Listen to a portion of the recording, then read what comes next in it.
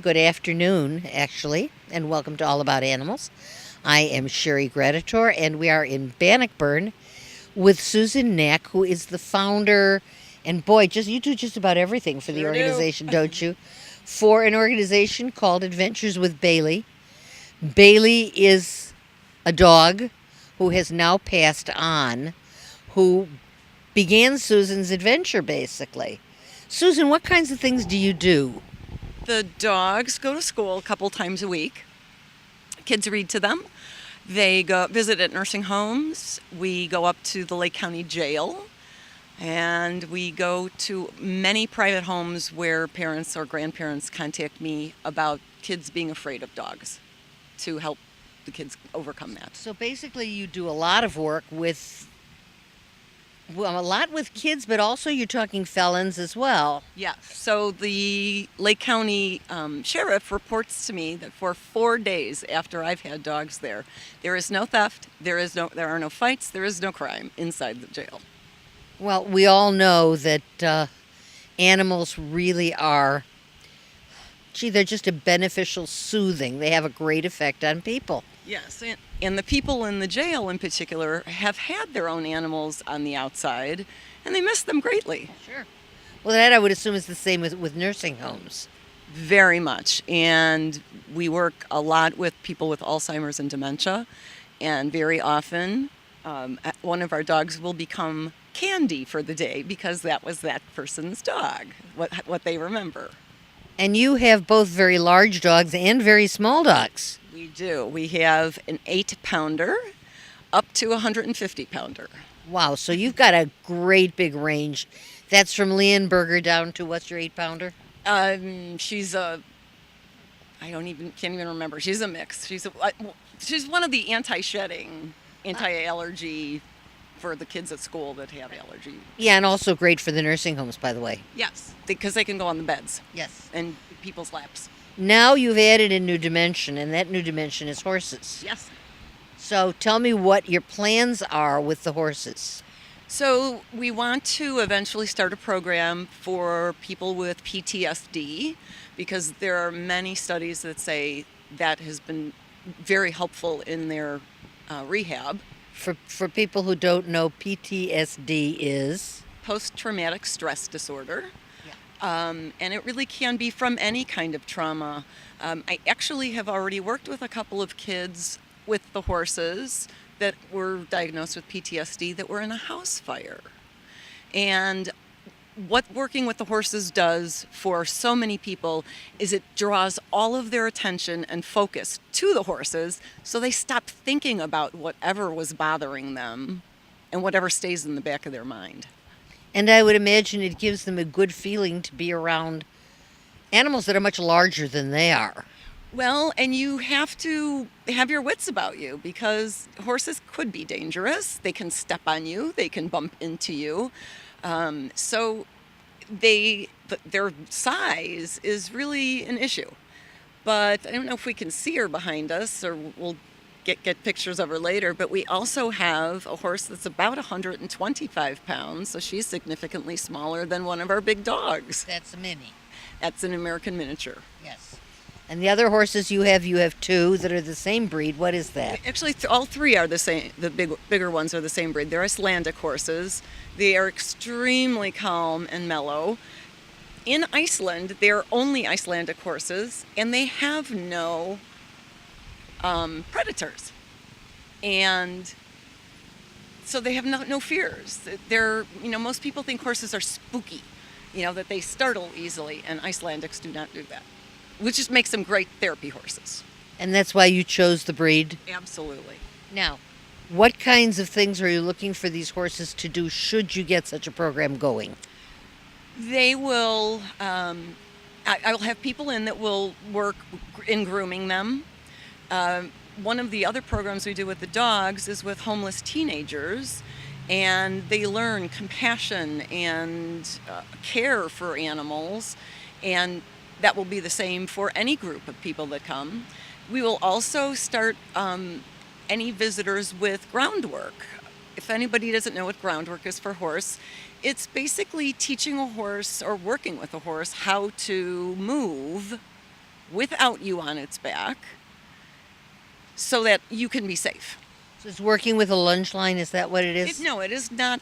There's typically just a lead line, and you're working in very close proximity to the animal, to the horse. And now I'm trying to picture this because I don't know. So it's trying to ask the horse, without words, without touching them, to move their feet certain ways, like to swing their bum around, or to go through gates, or to stand on a mat. It can be any number of things. So you find a goal and set out to have the horse do that. Do what you want. Yeah. Now, will there be any on the horse work? There is already on the horse work. We have a couple kids that do come and ride. They are always have a leader and a sidewalker for safety reasons.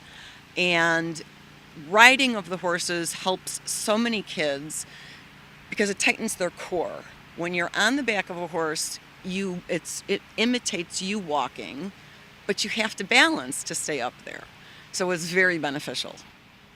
Now, when we spoke, you said you were looking for grant money. Is that what you're reaching out for this new proposed program? Yes.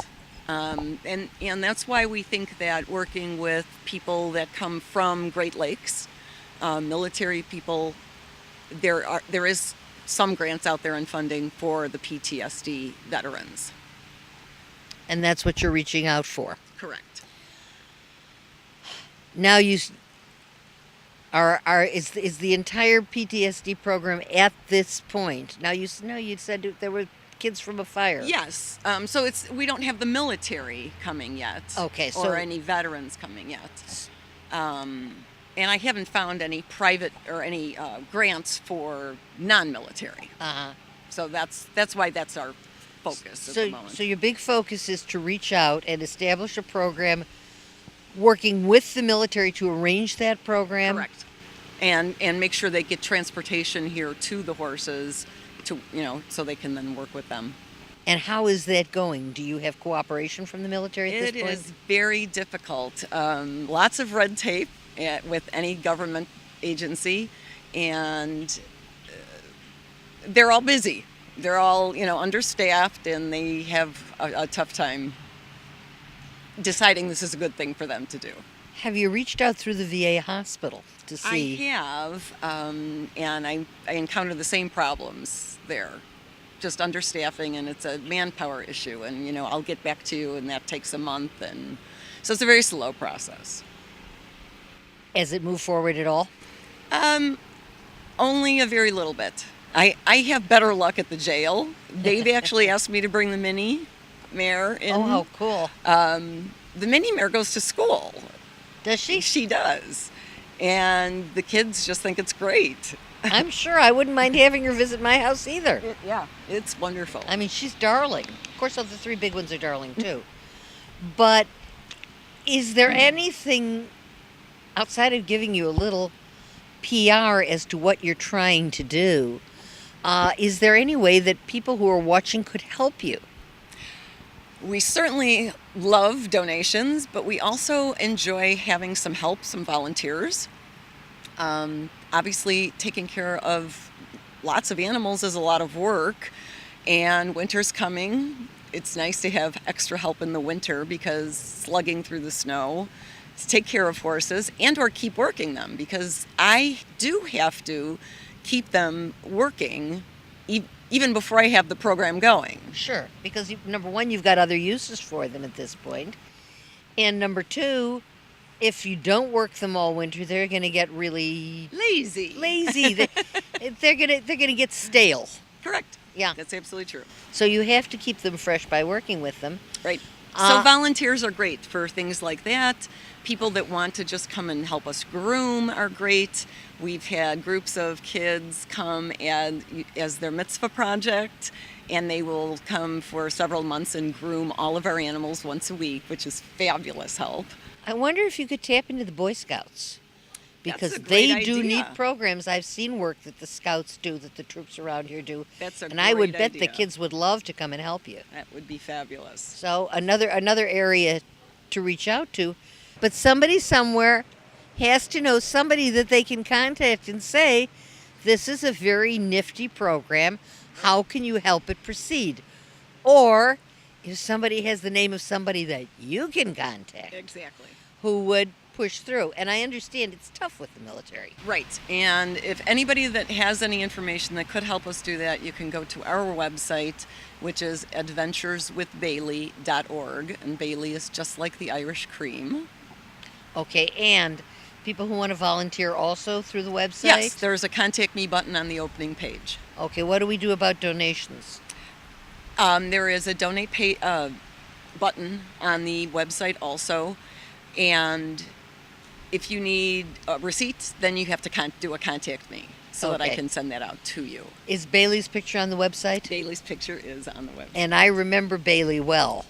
The picture that is still on the website was our last corporate photograph, which we had 6 dogs then, and Ellie and Sunny are the only 2 left from that generation of dogs. Yeah. That's the sad thing about dogs. It is very sad. They leave us. And that's difficult for the teenagers in particular that work with the dogs. Sure. But it's a life lesson that they need to know too. Unfortunately. Yes. I think we're just about out of time. I'm getting faces over here. So once again, give them your website. adventureswithbailey.org. Susan, thank you. Thank you, Sherry. We're hoping that this will reach the right person to get you some help. Fabulous. And we will now take you to Save a Pet and show you some of the dogs and cats there for adoption.